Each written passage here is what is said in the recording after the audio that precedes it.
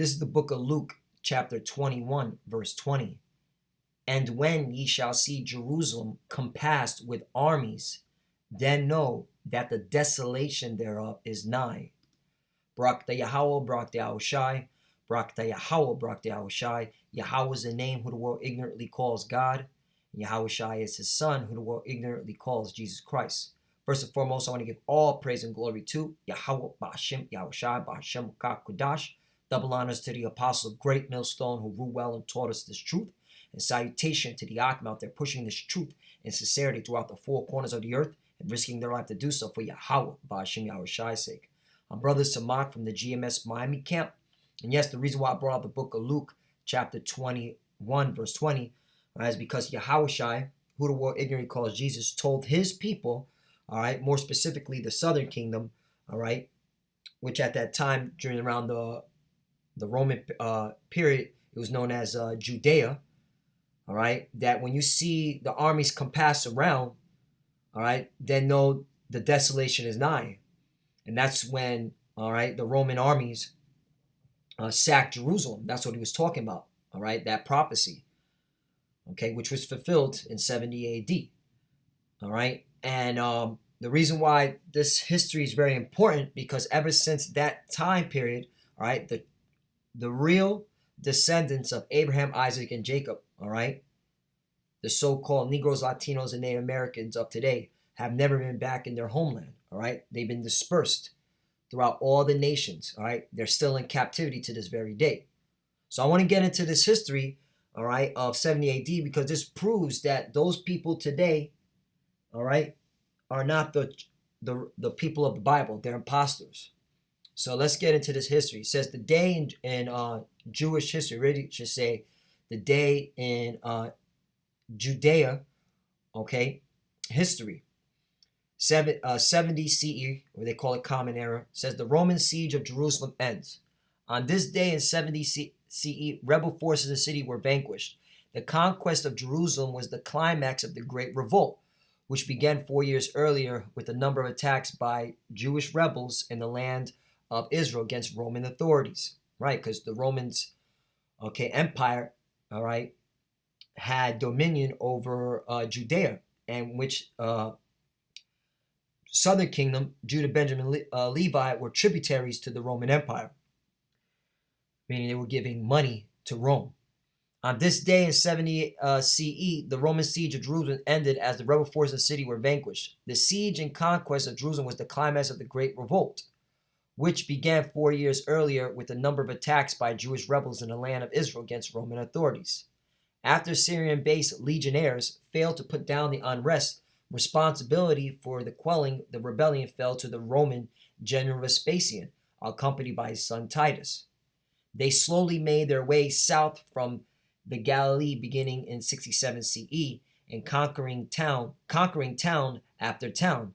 When Vespasian returned to Rome to become emperor in 69 CE, Titus took over the leadership of the counter-offensive, right? Because Titus is the one who finally finished the job, all right? And that's when the temple got burnt, Salakia. It's just Satan messing with the computer, all right? Because, hey, man, this truth is hurting you devils, man. You red Hebrew Edomites, man, all right? Especially you imposters. Goes on and says, yeah, you imposters, you so-called Jewish people of today, which really are Amalek. It goes on and says, following the destruction of the third wall and Antonia fortress, the Romans set themselves to conquering the temple. Titus supposedly intended to leave the grand structure just built in the preceding century by Herod the Great intact to turn it into a temple to Jupiter, but a Roman soldier threw a torch into it and burned it into the ground famously on the 9th of Av.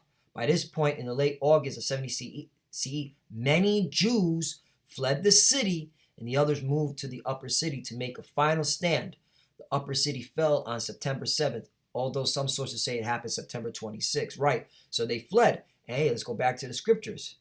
All right, so it's Luke 21 and 20. And when ye shall see Jerusalem compassed with the armies, then know that the desolation thereof is nigh. Verse 21. Then let them which are in Judea flee to the mountains. All right, it's talking about Africa. And let them which are in the midst of it depart out, and let not them that are in the countries enter therein. Verse 22. For these be the days of vengeance, that all things which are written may be fulfilled. Right. And what's that talking about? If you go to book of Matthew, all right, chapter 24, I believe it's around the 7th verse.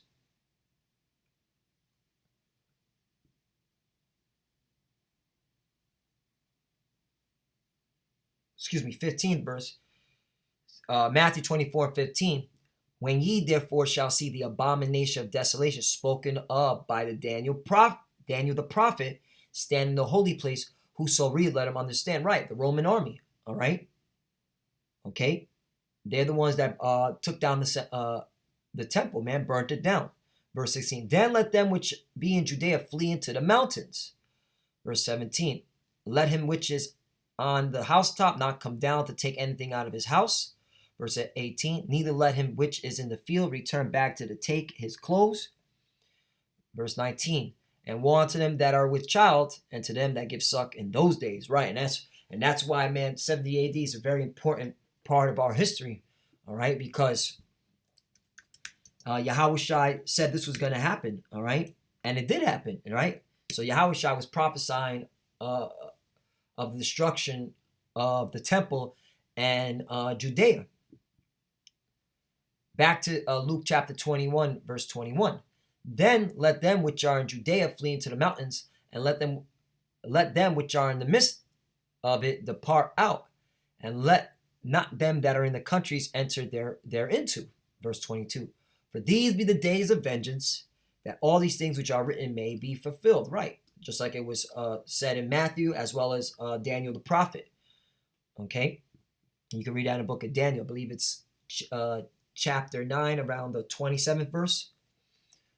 Verse 23. But woe unto them that are with child, and to them that give suck in those days, for there shall be great distress in the land, and wrath upon this people. Right, so let's get back into this article, because, hey, man, it breaks it down what happened. It says, according to Josephus, all right, back to this article, and I'll post this article in the description box.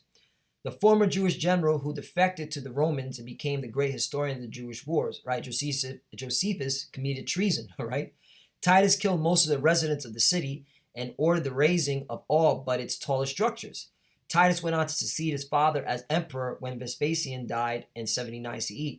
His conquest of Jerusalem is commemorated by and dramatically depicted in the Ark of Titus, which tourists can visit today in Rome, right? And this Ark of Titus is not only resurrected in, it's still in Rome, and was resurrected in that time, during that time period, and it's still there today. But you have many countries. You have France. You have in New York City they have the Ark of Titus. All right, yeah, they may have George Washington up there, and they may have a lot of American symbolism. But that Ark of Titus itself, that the way it's structured. In fact, let me show you the picture of it. All right, this structure. This is all throughout. Okay, many countries have the same structure. Let me zoom up on it. All right. Now it just goes to show you that these red Hebrew Edomites, they know the history. The elite, they know, and they always build these structures, all right, to remind them of them taking us down as a people. All right. The Ark of Titus, showing the spoils of Jerusalem relief on the inside ark. Right. And this is in Rome. You can actually see it.